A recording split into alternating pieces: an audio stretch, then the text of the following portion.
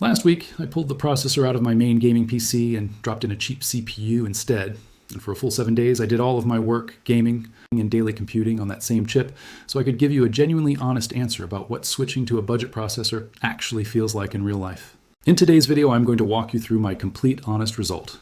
Whether this switch was actually worth it, what problems I ran into, and most importantly, whether you should take the same cheap route the next time you upgrade your own system. Watch till the end, because I'm going to share my entire experience with you step by step. Let me first give you a bit of background so new viewers understand why I even made this switch in the first place. As most of you already know, memory prices, meaning the cost of RAM, have climbed so much recently that moving to a newer platform like AM5 or Intel's LGA 1851 socket has become quite expensive, since both of those require DDR5 memory. In this kind of environment, a lot of people who are still on an older AM4 motherboard with DDR4 memory find that the smartest and cheapest option is simply to upgrade their existing platform rather than build an entirely new system from scratch. That is exactly why I decided to try this myself and drop an affordable processor into my existing AM4 system to see what the real day-to-day performance actually feels like. Let me also tell you exactly which processor I chose. I went with the Ryzen 7 5800X3D, which AMD recently brought back to the market as its 10th anniversary edition. This CPU costs $350 US, and when it was first announced, a lot of people called it a ripoff since its original MSRP back in 2022 was $450, and by the time it left shelves, prices had already dropped below $300 on sale. But once I actually looked at the numbers behind this chip and understood exactly which situation it was designed for, I realized this is not meant for someone building a brand new system. It is meant specifically for people who are already on the AM4 platform. And for those people, this is a genuinely good deal, even if it does not look as appealing to someone starting fresh. Let me walk you through my experience day by day, since that is really the whole point of this video. The first day was spent just getting everything set up. I pulled out my old CPU and dropped in the new 5800X3D. And I found the installation process to be quite straightforward since it uses the same socket. There was no need to buy a new motherboard or a new cooler. I simply swapped the processor and the system booted right up. After that first boot, I checked a few basic BIOS settings just to confirm the system was properly recognizing the new CPU. And thankfully, everything worked without any issues. On day 2, I started my regular daily work, which included browsing, some document editing, and light multitasking. I did not notice any real difference compared to my old CPU here, since almost any modern processor handles everyday tasks like this comfortably. But once I started pushing my system a bit harder, like keeping multiple browser tabs open while running music or video in the background, I noticed this CPU handled that kind of multitasking without any hiccups either. On day 3, I started the real gaming test, since that is what everyone actually wants to know about. I tried a few of my favorite games, including some older titles and a few newer, more demanding ones. I started with Rainbow Six Siege, and I was pleased to see that on medium settings, this CPU averages over 400 FPS, delivering a wonderfully smooth and competitive experience. Seeing this made it clear to me that anyone who plays competitive shooters is not going to feel held back by this chip at all. In fact, it outperforms a number of newer budget CPUs in this exact scenario. On day 4, I tried a few more demanding single-player games, like Cyberpunk 2077 and Horizon Zero Dawn Remastered. In both of these games, I consistently got strong frame rates, and I noticed how much the CPU's large L3 cache, meaning the 3D V-cache technology, actually contributes in these kinds of titles. In Cyberpunk, I was getting around 179 FPS on medium settings, which is genuinely impressive for a chip whose core design is now 4 years old. Horizon Zero Dawn performed just as solidly, and I did not notice a single stutter or hitch throughout the entire gameplay session. On day 5, I tried some games that particularly love 3D V-cache, like Baldur's Gate 3 and Assetto Corsa Competizione. Seeing the results here genuinely surprised me. Performance in Baldur's Gate 3 was so strong that it outpaced even newer mid-range CPUs, because this game is heavily CPU-bound. And a large cache makes an enormous difference in scenarios like this. Assetto Corsa Competizione showed something very similar, where this CPU pulled ahead of modern competitors by a substantial margin. Seeing this made it clear to me that if you play sim racing games or CPU-intensive RPGs, this chip genuinely delivers flagship-level performance, even at a price of just $350. On day 6, I also tried some games where the CPU fell a bit behind the modern competition, like Mafia: The Old Country. In this game, the benefits of newer architectures become more apparent, and the 5800X3D delivers slightly lower performance compared to the newer Ryzen 9600X or Intel's Core Ultra 5 250K+. I'm mentioning this honestly, so it does not look like I'm only sharing the good parts. Every CPU has its limitations, and this one is no exception, particularly in games that take greater advantage of newer CPU architectures and their IPC improvements. On the 7th and final day, I reviewed my entire experience and thought about whether this switch was actually the right decision for me. Overall, when I looked at the average data across 13 different games, this CPU performs almost identically to the Ryzen 9600X, and it trails Intel's newer 250K Plus by only about 4 to 5%. That is a genuinely impressive result for a chip whose core architecture is now considered fairly old. Now let me get into the part that everyone actually wants to know about, the value for money side of things. If we only look at cost per frame, meaning comparing each CPU's price against its frame rate without considering anything else, this $350 chip does look quite expensive, since it costs 93% more per frame compared to the Ryzen 9600X. But here is where the real context matters. This CPU is not meant for someone building a new system. It is meant for people who are already on the AM4 platform and want to keep using their existing motherboard and DDR4 memory. When I calculated the full platform cost, meaning what it would take to build a brand new AM5 system with the Ryzen 9600X, you also have to buy a new motherboard and DDR5 memory, which brings the total cost to around $550 US. The same is true if you build a new system around Intel's 250K Plus, since that also becomes a fairly expensive purchase once you factor in the motherboard and memory. But if you simply drop a 5800X3D into an older AM4 motherboard you already own, your total cost stays at just $350, which is a significant difference. Seeing this calculation made me realize that this chip is not actually a rip-off at all. It is genuinely a great deal for people who are already on the AM4 platform. If you are running an older Ryzen 3800X or 5600X, this $350 upgrade can give you nearly double the performance or even more, and it does so without any extra cost for a new motherboard or memory. This is exactly the scenario where this CPU makes the most sense. Let me share a few practical observations I picked up over these 7 days as well. First, in terms of temperatures, the CPU stayed quite manageable, and I did not run into any thermal issues with my existing cooler, even during heavy gaming sessions. Second, power consumption was also fairly reasonable, and I did not notice any noticeable difference on my electricity bill. Third, and this is probably the most important point, I did not run into a single compatibility issue with my existing setup, since using the same socket made the entire process quite smooth. I also want to mention that some people think that because this CPU is based on an older architecture, it is not going to be future-proof. This is a fair concern, and I am not going to completely disagree with it. If you are building a system that needs to last you the next 10 years, it might make more sense to invest in a newer platform instead. But if you simply want to extend the life of your existing AM4 system and get solid gaming performance for the next 2 to 3 years without spending a lot of money, this CPU is a perfect option. There is another point worth sharing here as well. When the CPU was originally announced, a lot of people criticized it because secondhand units were already selling for under $300 on the used market. But once AMD announced this re-release, secondhand prices also started dropping, and the same units that were previously selling for $400 to $500 came down significantly in price too. So if you look at the overall market picture, buying a brand new $350 US chip with warranty through official channels ends up being a considerably better option than taking a risk on a secondhand purchase. Let me give you my honest final opinion after these 7 days of testing. In my view, if you are already on an AM4 motherboard with DDR4 memory, this cheap CPU switch is genuinely worth it. You get modern gaming performance without replacing your entire system, and this is especially beneficial for anyone who is budget conscious or does not want to upgrade their hardware too frequently. But if you are building a brand new system from scratch, I would not recommend this CPU at all. In that situation, it would be far better to put your money into a new AM5 or Intel platform instead, since that will give you a much better long-term upgrade path along with modern features. This chip is designed specifically for people who are already on a dead platform, meaning AM4, and who want to squeeze as much value out of it as possible before eventually moving on to something newer. I also want to say that my overall experience with this switch was quite positive. I did not run into any major issues across these 7 days. Performance remained consistently strong. And most importantly, I did not feel much financial strain since I kept using my existing motherboard and memory. This is exactly the kind of approach regular users can take to upgrade their systems affordably without a lot of financial pressure. If you want to try this yourself on your own AM4 system, my advice would be to first check your motherboard's BIOS version to confirm it supports this new CPU. Second, check whether your current cooler can handle this chip's thermal requirements.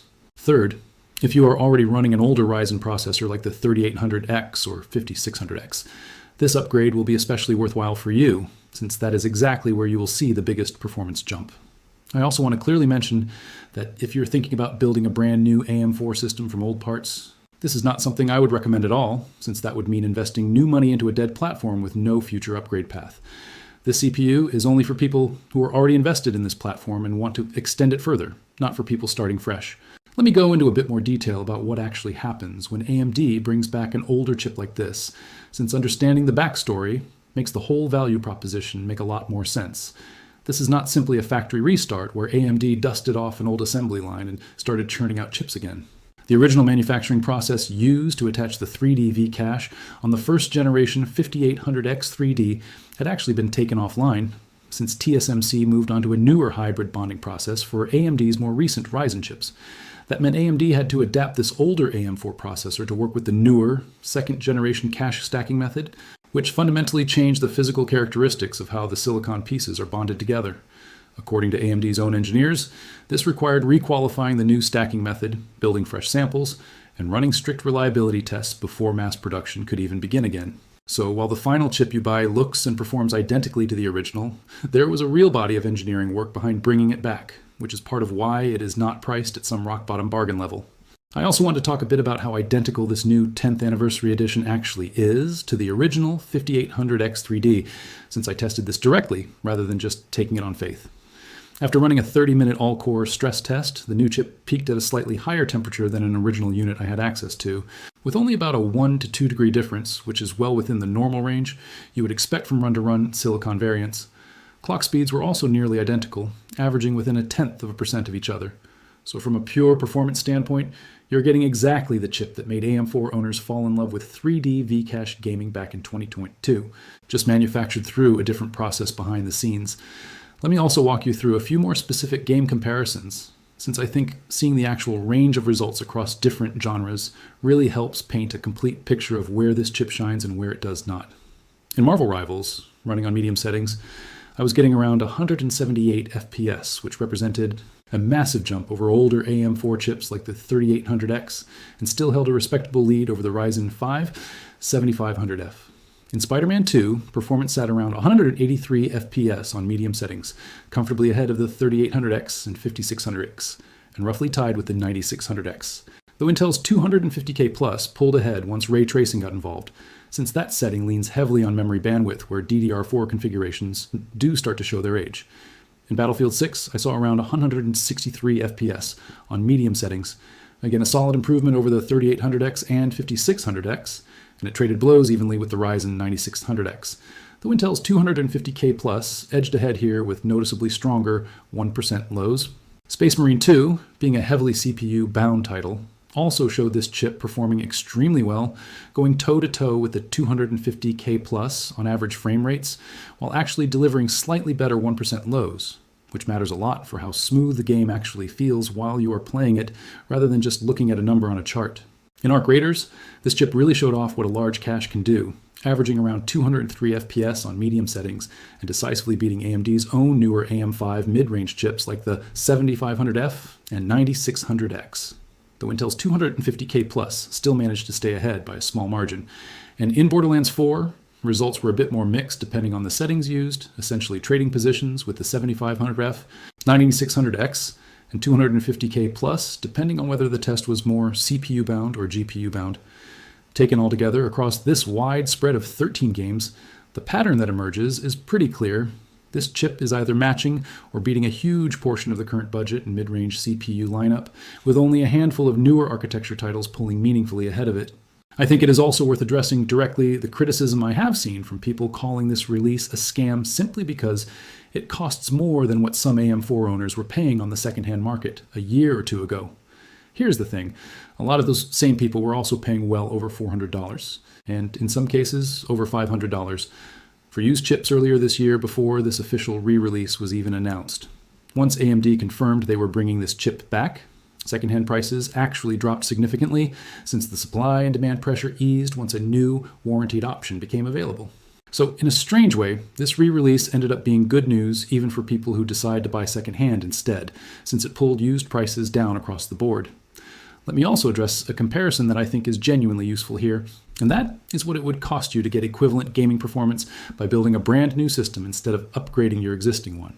If you went with a Ryzen 9600X, you would need a new AM5 motherboard, which realistically costs around $140, plus 16 gigabytes of DDR5 memory at around $230, bringing your total platform cost to roughly $550 once you add in the CPU itself. The same basic math applies if you went with Intel's Core Ultra 5 250K Plus on a new ZE90 motherboard. Compare that to simply dropping this $350 chip into a $100 B550 motherboard you might already own, paired with $130 worth of DDR4 memory you are also probably already using. And the total cost of ownership tells a very different story than the raw price tag alone. I do want to be fair here and mention that if you were starting completely from scratch with no existing hardware at all, I would probably still lean towards recommending either the 250K Plus or the newer AM5 chips instead, purely because those platforms give you a real upgrade path going forward, along with better productivity performance and more modern features overall.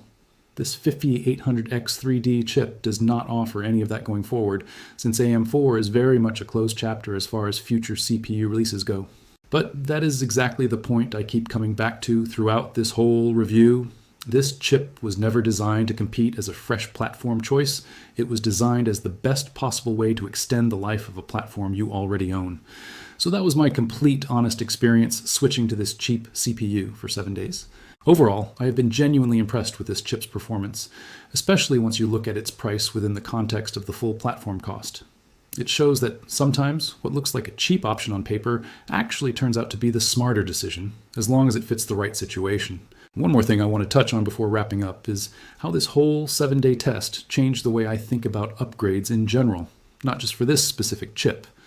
It is really easy to get caught up in raw benchmark charts and think purely in terms of which processor sits highest on a performance graph, without ever stopping to calculate what that performance actually costs you once you factor in the platform around it.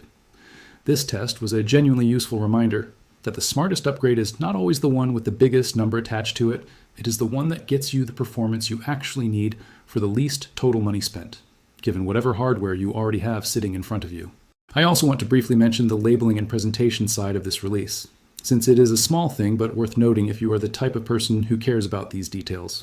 Aside from a small sticker on the retail box marking it as the 10th anniversary edition, there is genuinely nothing else that distinguishes this chip from the original release 4 years ago. There is no special engraving, no unique packaging design, nothing like the commemorative editions some other companies have done in the past to celebrate a milestone chip.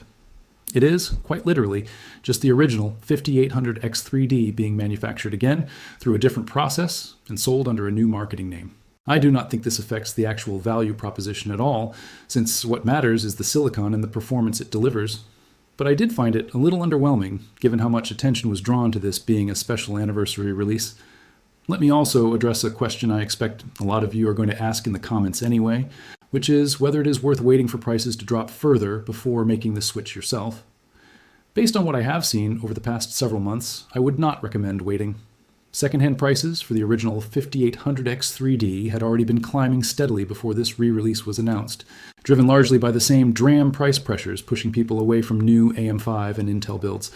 Once this official re-release entered the market, it actually pulled used prices down rather than pushing them up further, since buyers now had a reliable, warranted alternative instead of gambling on a secondhand chip of unknown history. If anything, the current window looks like one of the more reasonable times to make this move, rather than a moment to hold off and wait for a better deal that may not materialize anytime soon. I also want to be transparent about the limitations of a 7-day test like this one. 7 days is enough time to get a very solid read on day-to-day usability, gaming performance across a wide range of titles, thermal behavior, and general system stability. But it is not enough time to fully evaluate long-term reliability or how this chip behaves after months of continuous heavy use. I have no reason to expect any issues here, since this is fundamentally the same silicon design that has already proven itself reliable over the past several years in its original release. But I think it is only fair to acknowledge that a week-long test has natural limits, and I would encourage anyone considering this upgrade to also look at longer-term ownership reports from other AM4 owners as this chip becomes more widely available again. I also think it is worth mentioning how this experience compares to other cheap upgrade paths people sometimes consider instead of a CPU swap, like simply adding more RAM or upgrading a graphics card while keeping an older CPU in place. In my experience, If your CPU is genuinely the bottleneck, which is often the case with older architectures and newer, more demanding titles, no amount of extra RAM or a stronger GPU is going to fix that ceiling on performance. This week reinforced for me that a CPU upgrade like this one addresses the actual root cause of stuttering, or low frame rates in CPU-bound games, rather than just shifting the bottleneck somewhere else in the system. If you found this video useful, hit the like button and subscribe to the channel so you do not miss it whenever we cover a new CPU review or hardware comparison in the future. Let me know in the comments whether you are also thinking about upgrading your AM4 system this way, or whether you have already made a similar switch yourself. If you have any questions about this CPU or about performance in any specific game, leave them in the comments and I will try to answer them in a future video.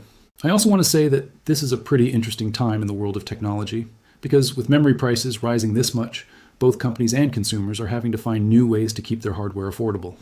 This CPU is a great example of how older technology can become relevant again once market conditions shift. I hope you enjoyed this honest review.